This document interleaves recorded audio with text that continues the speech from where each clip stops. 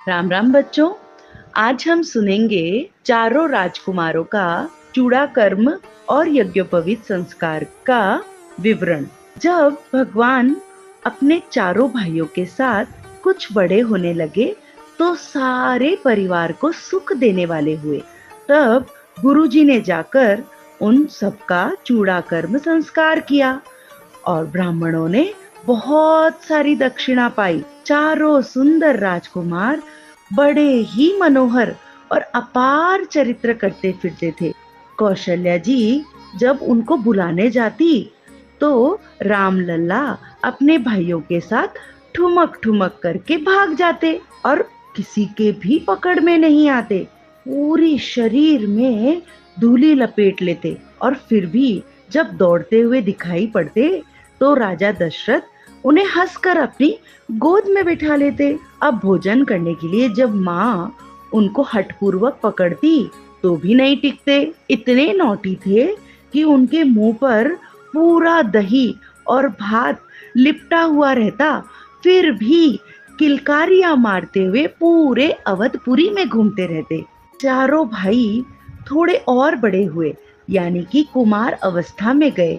वैसे ही गुरु, पिता और माता ने उनका यज्ञोपवीत संस्कार कर दिया। श्री रघुनाथ जी अपने भाइयों सहित गुरु के घर में विद्या पढ़ने के लिए गए और थोड़े ही समय में उनको सब विद्याएं आ गई। चारों भाई विद्या, विनय, गुण और शील में पूरी तरह निपुण थे और सब राजाओं की लीलाओं के ही गेम्स खेलते थे। उनके हाथों में बाण और धनुष बहुत सुंदर लगते थे।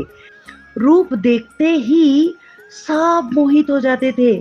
वे सब भाई जिन गलियों में खेलते उन गलियों के सभी स्त्री पुरुष उनको देखकर स्नेह से शिथिल हो जाते। कौशलपुर में रहने वाले सभी स्त्री पुरुष, बूढ़े बालक सभी को कृपालु रामचंद्र जी अपने प्राणों से भी बढ़कर प्यारे लगने लग गए थे। श्री रामचंद्र जी भाइयों और मित्रों को बुलाकर साथ में ले लेते और नित्य वन में जाकर खूब खेल खेलते।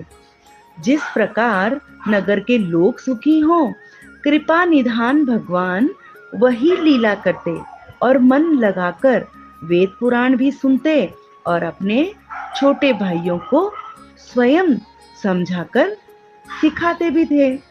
रघुनाथ जी सुबह सुबह जल्दी उठकर अपने माता पिता और गुरुजनों को प्रणाम करते, मस्तक नवाते और आज्ञा लेकर नगर का काम भी करते। और उनके इस चरित्र को देखकर राजा दशरथ मन में बड़े प्रसन्न होते थे।